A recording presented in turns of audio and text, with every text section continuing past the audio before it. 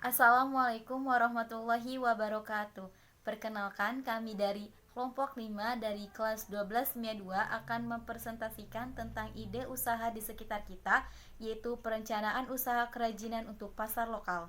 Sebelumnya, perkenalkan, nama saya Ihlasia Mawadah sebagai moderator. Saya Habelia Nitis Aisyah sebagai pemateri pertama. Perkenalkan, nama saya Ananda Epitasari. Nama saya Astri Sulastri. Nama saya Bunga Mikra Harumi Wanasita. Perkenalkan, nama saya Nur Silpani dari kelas 12 MIA 2. Perkenalkan, nama saya Yati Dayat.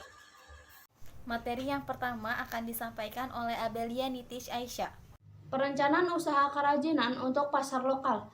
Berdasarkan luasnya, pasar dapat dibedakan menjadi 3, yaitu pasar lokal atau pasar yang terbatas di dalam lingkungan atau daerah yang sama dengan tempat produksinya.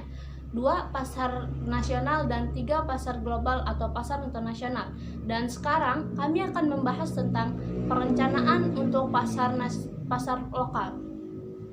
Segmentasi pasar sasaran dapat dibedakan secara geografis atau tempat, demografis yang meliputi usia, gender, etnis, pekerjaan, bangsa, dan tingkat perekonomian, dan dapat dibedakan juga secara psikografis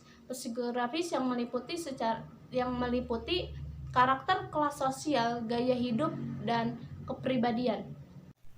Untuk materi yang kedua akan disampaikan oleh Ananda Epitasari. Kemudian, potensi pasar. Pada prinsipnya, pasar terjadi karena adanya permintaan dari pembeli dan penawaran dari penjual. Potensi pasar dapat diketahui melalui 2 pendekatan, yaitu pendekatan permintaan dan pendekatan penawaran. Pendekatan permintaan adalah pendekatan dengan mencari tahu kebutuhan dari pasar sasaran, dan pendekatan penawaran adalah pendekatan yang mengandalkan pada kemampuan wirausaha untuk membuat produk inovatif. Selanjutnya, untuk materi yang ketiga akan disampaikan oleh Nur Silvani.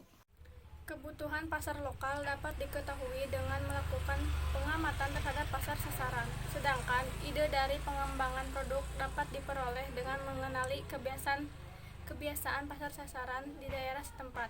Yang dimaksud dengan pasar sasaran di sini adalah kelompok pasar atau konsumen yang ditargetkan untuk membeli suatu produk, sehingga penetapan pasar sasaran suatu produk sangat penting dilakukan agar produk yang akan dibuat sesuai dengan pasar yang akan dituju.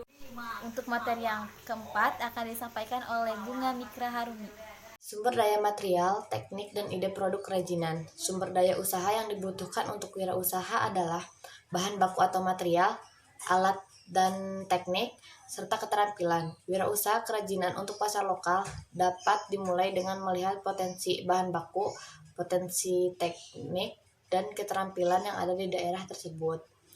Bahan baku atau material yang akan dimanfaatkan untuk memproduksi produk kerajinan harus memiliki jumlah yang cukup agar produk yang dihasilkan memiliki standar, bentuk, dan kualitas yang sama. Untuk materi selanjutnya akan disampaikan oleh Yayat Hidayat. Teknik pembuatan produk tergantung dari materialnya. Perencanaan produk didasari beberapa faktor pertimbangan, yaitu 1. Fungsi produk, 2. Penggunaan produk, 3. Material atau bahan, 4. Teknik pembuatan, 5. Nilai estetis, 6. Harga jual. Materi selanjutnya akan disampaikan oleh Astri Sulastri. Perancangan dan produksi kerajinan untuk pasar lokal. Proses perancangan produk diawali dengan yang pertama, mencari ide produk dengan curah pendapat. Yang kedua, rasionalisasi. Yang ketiga, prototyping atau membuat studi model. Dan yang terakhir, penentuan desain akhir. Mencari ide produk dengan curahan pendapat. Yang pertama, pada proses brainstorming, setiap anggota kelompok harus membebaskan diri untuk menghasilkan ide-ide yang beragam dan sebanyak-banyaknya. Yang kedua, berikan kesempatan juga untuk muncul ide-ide yang tidak masuk akal sekalipun. Tuangkan ide-ide tersebut ke dalam sketsa. Yang ketiga, kunci sukses dari tahapan brainstorming dalam kelompok adalah jangan ada perasaan takut salah. Yang keempat, setiap anggota boleh memberikan pendapat, saling menghargai pendapat teman, dan memberikan ide yang nantinya akan diperkembangkan dari ide-ide sebelumnya.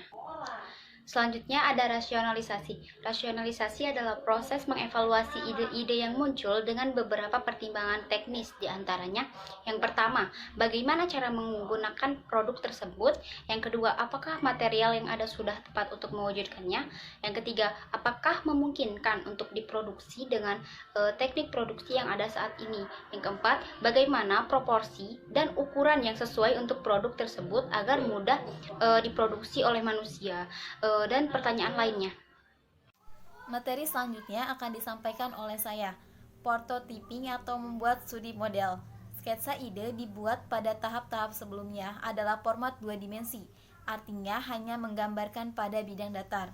Produk kerajinan yang akan dibuat adalah berbentuk 3 dimensi, maka studi bentuk selanjutnya dilakukan dengan format 3 dimensi, yaitu dengan studi model.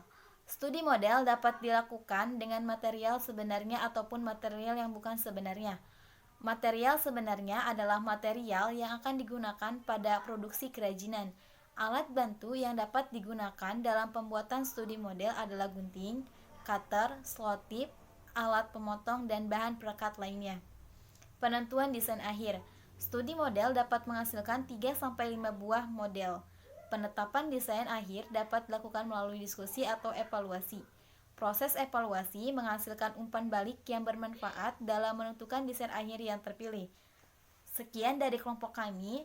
Mohon maaf apabila ada kekurangan. Wabillahi taufiq wal hidayah. Wassalamualaikum warahmatullahi wabarakatuh.